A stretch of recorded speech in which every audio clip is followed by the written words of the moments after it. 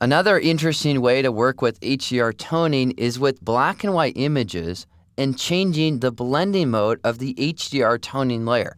Let's take a look at how we can do that with this photograph here. We'll navigate to the image pull-down menu first and then duplicate this image because it's always a good idea to duplicate the file when working with HDR toning because it gives you more flexibility later. So go ahead and duplicate that document. Click OK to do that. Then work on the duplicate version of your image and navigate to the image pull-down menu, choose Adjustments, and then HDR Toning. This will launch our HDR Toning dialog. Now, what I want to do with this image and what you often want to do with black and white is just go over the top. Here, I'm going to bring out more detail. I'm also going to have my radius a little bit smaller, a little bit more strength there. And again, I'm going to go for a look which just looks like it's completely overdone. Yet what I tend to find as well is that often if you know you're going to do some blending, you may want to decrease the exposure a little bit. You don't necessarily need quite as much contrast. So rather than having a lot of contrast, increase the gamma there as well to sort of have an image which is a bit more even. All right, well next, after having brought up a ton of detail, we have a really high amount of our edge glow here. What we're going to do is blend this back into the other photograph. Right now, you may be thinking, Chris, you are crazy. There's no way that this is going to look any good. Yet, just stick with me. So here we'll go ahead and click OK. We have over-the-top HDR toning on a black and white image. Then, we'll click and drag this tab out. And if you have two documents next to each other, you can use the Move tool, hold down the Shift key, and click and drag, and then let go. When you hold down the Shift key, it ensures that that image comes back into the exact same registration point so it's completely aligned. Next, I'll press F to go to full screen, and I'll zoom in a little bit on the image. Now here, when we click on the eye icon, we can see the before and then now the after. Now again, keep in mind what we did here is we created an HDR toned image, which has a little bit less contrast and just crazy amounts of edge glow and detail. Well, we did that so that we could then take advantage of that as we blend that back in.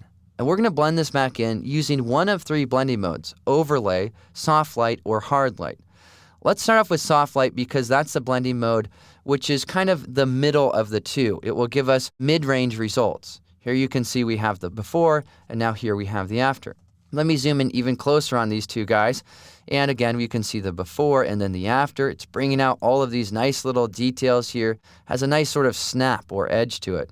If we compare this, say, to hard light, what we'll discover is that we're getting even more of these smaller little details here.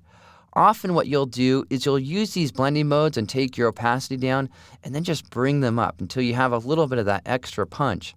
Now this works with portraits, landscapes, automotive, architecture, food photography, you name it. Whatever you're doing, you can use these techniques.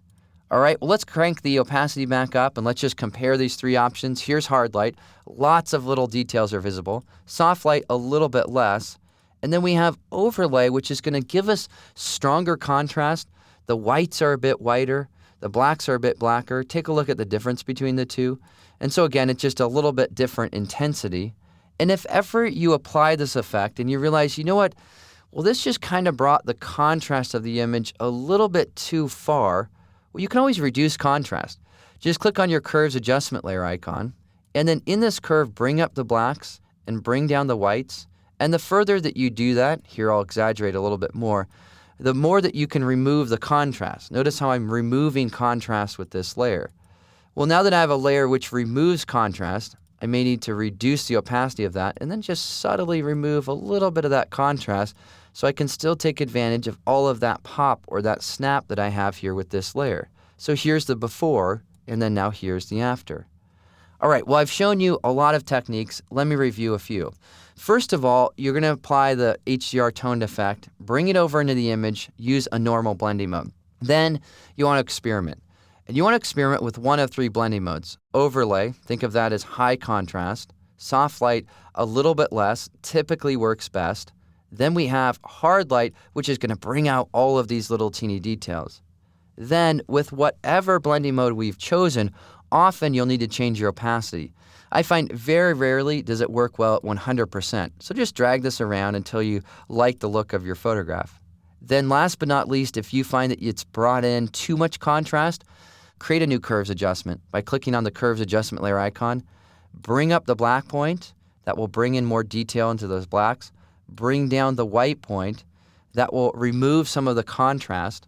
Then take a look at the before and after, sort of click through your layers and see how all of these layers are stacking up. And if you need to, further modify the opacity of each adjustment. Here we can go ahead and scale these back so we have a bit more of a subtle look. And in this way, you can see how you can add a lot of visual interest when you're working with your black and white photographs, and you can do so in different ways.